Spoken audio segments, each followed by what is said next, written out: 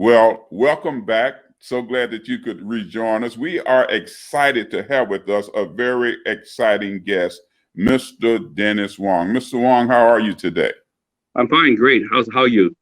I'm doing well, sir. Thank you for asking. I tell you, we're so excited to have you on with us. Briefly introduce yourself to our audience and tell them a little bit about you. My name is Dennis. I go by the initial W.C. Wong. I discovered only about a year ago that there's another author named Dennis Wong in Singapore that wrote two books. So then it was a good thing that when I first published my book about the Apricot outlook of Katherine Wong, which is my mom, it's an autobiography of her. The initials differentiate me from the other author.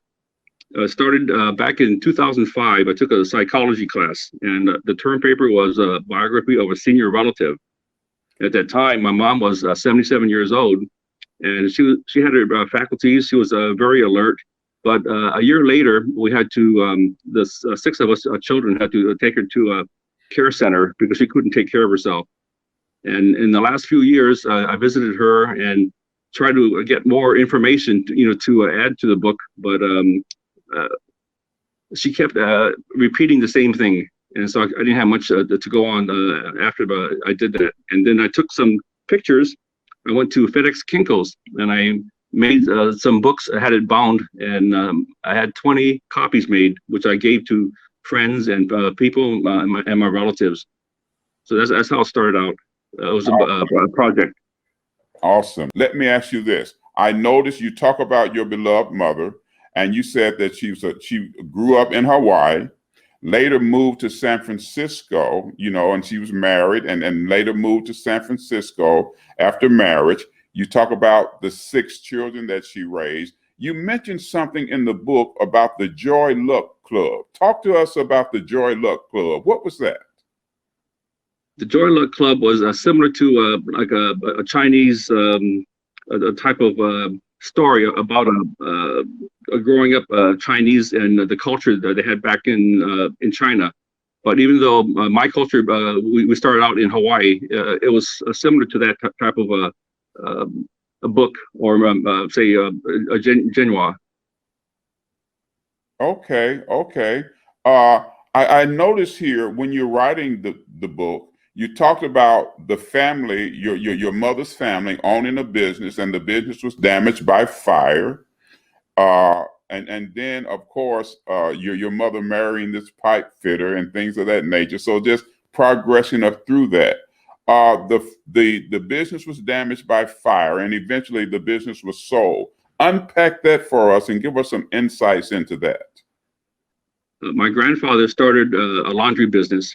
And then after a number of years ago, business was kind of slow. So he wanted to save some money. So he decided to cancel the insurance. A year later, a fire started in the back room, and he lost the business. So he ended up selling it to another property management group. Okay, wow, that's powerful. And then, okay, so from that point, now your mother meets this person, gets married, and relocates to San Francisco. Talk to us about the book, and now give our viewing audience insights into the book. The book is written a little different than most other biographies. I took a tape recorder and I taped her recordings, and then that's how I wrote it. So what you see in the book is written in her own words and not changed by me. When my father worked in, his first job was as a welder, and he worked at Pearl Harbor on the Naval Shipyard. That's how he started his career. Then after a while, he wanted, when he got some time off after he joined the Army, he liked what's called the mainland or stateside. So he decided to come to California, and he transferred up to Hunters Point on the same shipyard as a pipe fitter and welder. That's interesting. So share with us the insights from your mother. You stated how in her later years where you wanted to get this information, but of course she kept repeating the same thing. So throughout the years, six children rather. You all have relocated to San Francisco. You're adjusting to a new culture, and you're seeing your mother have to adjust to this new culture. Share with us some of the things that you saw your mother implement that really drove you to write the book, and some things that are still driving you today. Some of the things, when my first job was working at Kentucky Fried Chicken, making $1.35 an hour. So my first business was in the food business, and then I worked at Shakey's Pizza. From then, I got into the paint business, selling paint for 34 years, until in the year 2002, my wife was out of work, and her friend got her into a class called Nurse Assistant, and I took the class with her. And after we finished the class, a company came to recruit, and so I had the job waiting for me on weekends. And after a year of getting some experience, I worked at Kaiser, which I continue at this moment for 16 years. I work in the OR in Kaiser, Oakland, department.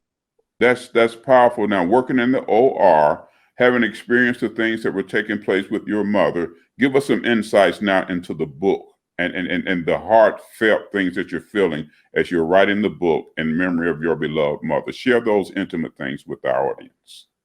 Well, I try to get information from her at an early age. And what she remembered was when she was 3 years old, her sister was 2 years older at the age of 5. They were playing together.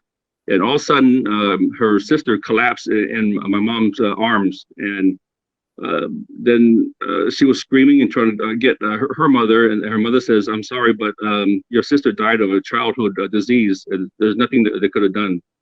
So that was her first memory. Even when I tried to ask her the name of her sister, she didn't remember. But doing some genealogy research, I found out her name. Okay. So that had to be traumatic. As a child, and your sister dying in her arms. Wow, that's so traumatic. So talk to us again. Could give us some more insights into the book and what led you to write this autobiography about your beloved mother. After that, as far as like death, that was a part of her life. My sister Debbie died at the age of 50 in the year 2005. And then in 1991, my father died in bed with her. So she had 3 occurrences where a death was in the family. What I understood was her job working in that laundry business, and she had to walk to school, and she learned from that. And then from then on, when she met my father, she knew that he was the right one. Even though the first date that she had was a guy named Jimmy Wong, but after talking to them, they were related. It was like her first cousin, because my mom's mother was the oldest of 2 sets of twin girls. But because my grandmother was the oldest of the twins, they kept her, and they, at the age of 3 or 4, they gave the other twin to relatives in Kauai, and then the second set of twin girls were also given away to relatives, and one of the girls was sent to China to be adopted. Okay. Now that's an interesting part to learn. Wow, that is so fascinating. So fascinating. So the family split because of adoption and twins, multiple children being born, but then the lives come back together. They meet. Now that's fascinating. And so in the time that they meet, did I understand you to say that there was a possibility that they were going to date, but they realized that they were related? Yes, when the second set of twin girls, when they were raised in Kauai, they had a son named Jimmy, and of course, that Jimmy's mother married a Wong, which is a common name, and so he was in Honolulu going to school in high school. In fact, he was the same classmate as my father.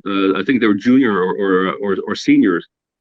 So then Jimmy's car wasn't working that well. It was in the shop. So my father used his car, and he chauffeured both of them in the back seat. And then when they found out they were related, then they couldn't see each other anymore, even though Jimmy loved her.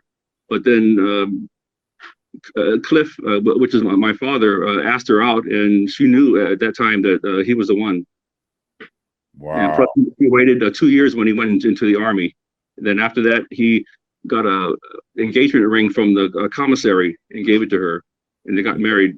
In fact, he was one of 6 children, number 4, and my mom was the 7th out of 8 children. And between the 2 families, they were the first ones to get married. So both of your parents come from relatively large families then. Yes. And then they together have 6 children. Yeah, my father was one of 6. My mom's one of 8. Right, but your parents, you have 5 siblings beside yourself. You had 5 siblings beside yourself. Yes. Yeah. Yes. Wow. So that is so interesting, so powerful. So now relocated to San Francisco. Talk to us about life in San Francisco. Your beloved mother and life in San Francisco in the little time that we have left. It was different because in San Francisco the weather is cooler than Hawaii. And I remember in the apartment complex that we lived in, my mom did not turn the thermostat. She had it set at 55, and she was comfortable at that temperature, which was kind of unusual because she grew up in like a tropical climate. But when she moved to San Francisco, she got used to a colder climate. And like it says, the thermostat was set at 55. That is interesting. So how did the children make that adjustment from that from the climate in Hawaii versus coming to San Francisco and mama keeping the thermostat set very low? How did you all adjust to it as children? Well, in the beginning, since I'm the oldest, and the 4 of us, the 4 oldest, my father had a good paying job. So he wanted us to go to a Catholic school. So we went to private school for a while until our family got too large when the last 2 children were born. And then we started public school after that. Wow, that's powerful. Now, we only have a minute left, and this is fascinating as you begin to unpack this. Tell our viewing audience how they can get in touch with you, if they want to get in touch with you, and how they can get this powerful book. Well, I got my book here, as you can see. Yes. So this is the Apricot Outlook. And the reason why I call it the Apricot Outlook, because my mom's middle name, which is Agun Hung, means Outlook Apricot. So I just kind of reversed it. And not only that, but she was born in February, and apricots, the blossoms come out in February. Okay, 1 minute. How can they get the book? My website is DennisWCWongAuthor.com. Excellent, Mr. Wong. We're so excited. Thank you for being our guest. Thank you for coming on and sharing this powerful story about your beloved mother. Thank you for writing the autobiography. I'm Dr. Larry Carnes. This has been Spotlight TV. Mr. Wong has been our special guest. Thank you for watching, and make sure that you join us for our next broadcast. Mr. Wong, thank you so much for being with us, sir. Yeah, thank you, sir. Have a great day. Had a great time. Thank you.